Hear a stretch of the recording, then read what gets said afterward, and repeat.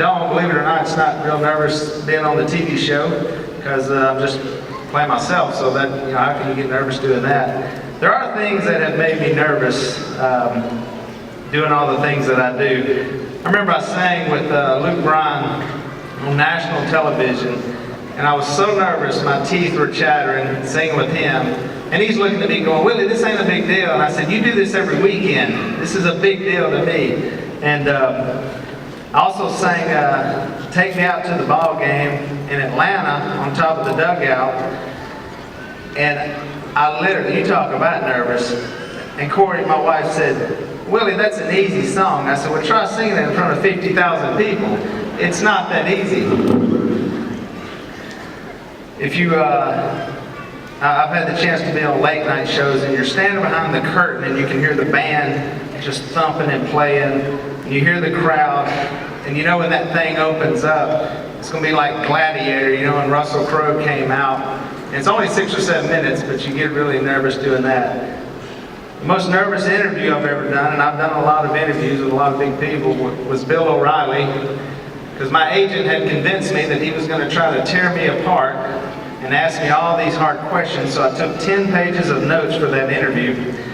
And when I sat down, he said, "I'm just going to ask you about the show, it'll be easy." And I remember the relief came out. But probably the most nervous I've ever been was the first day that I walked into West Monroe High School. Because see, we had come from out in the country, and I went to Pinecrest and then Woodlawn. Hey! They make us sit in the back, huh?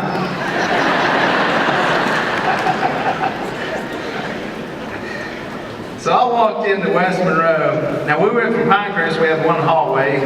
I think Woodlawn had 2. West Monroe had a lot of hallways. And we were nervous walking in there, and I was so scared. And I came in, and so I sat in my first class, and I was messing around with my pen, and it came apart, and the little spring flew out in the hallway.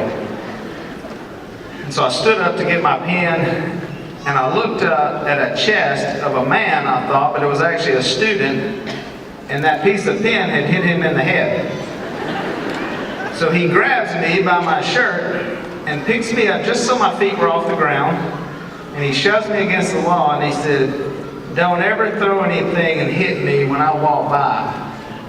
Now at that point, I didn't think I should even explain that it was an accident, it was a pen malfunction. I really didn't mean to do that, and I'm really nervous because it's my first day of school. I just said, "Yes, sir," even though he was probably 16 and I was 15. And despite that, I ended up having a pretty good career at West Monroe High School, and met so many wonderful teachers and staff there. I really do. It's great memories that I have of being at West Monroe. Miss Counts is here, and so Miss Counts and Miss Pennington, when I was a senior, I worked in the office, and I don't, did they still do that? You still work in the office? Yeah, so I worked in the office, and so they taught me how to run an office, and I just wanted to tell Miss Counts that thank you, because actually what I do now really helps out running an office, because you may have seen me on TV trying to run an office.